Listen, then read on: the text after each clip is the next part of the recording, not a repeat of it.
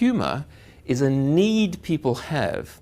And so sometimes to break that oppressive socialized formality, that's where you can incongruently break expectation.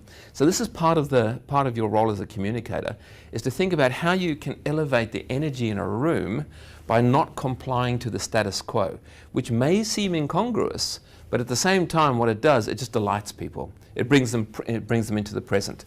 So this idea of laughter is this notion of an emotional response to a stimulus. Now, it's kind of weird, laughter, when you think about it. Like you hear words or you observe something and your body responds by shouting out noise. Your face goes into a rictus. Your face expands and you expel air at high velocity.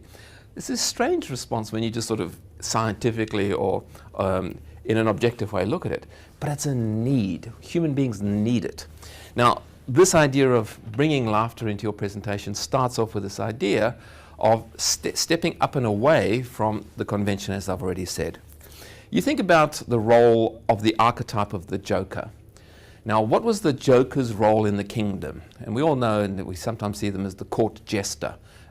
They had a particular role to play, and one of their roles was to be incongruous. In other words, they had to violate what was going on by telling the truth. They were the truth tellers, but they could do it through the disguise of humor, which brings us to our next point in terms of using humor, is that it's this idea of what we call benign violation.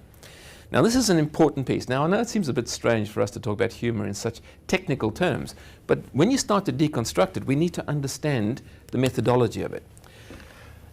If you think about something that's racist or sexist or something that is cruel and puts other people down, this, of course, by definition, this is a violation. And we know in this day and age, particularly political correctness, because we understand the need to respect differences, diversity, and so on, that it's very easy to violate. We've got to be careful in our language usage. A few decades ago, people would say things which in today's climate would be seen as violational, but back then it wasn't. But we need to understand that violation is in fact hurtful, and it causes pain and grief, and it can create shock. This is not where we use humor. Of course, we could say things that are seriously have no violational element to them at all, and what we would call this level of description is something that is benign. In other words, it's really safe. Now, most communicators, presenters particularly, opt for benign. Why? It's low risk. So I'm not going to do anything that might violate. I'm not going to do anything that might push boundaries. I'm not going to do anything that might cause a negative or a reaction. So I'll stay safe in the benign space. And that's why people can be boring or dull or ineffective in their communication. Now, where does humor kick in? Well, humor kicks in is where you take what would be violational and take what could be benign and find the intersection. And it's here that humor really exists. It's benign violation.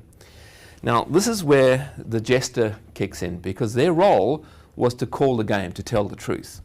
A lot of the great comedians, those that make a living out of laughter, play in the benign violational space. They describe the everyday, and we laugh in recognition.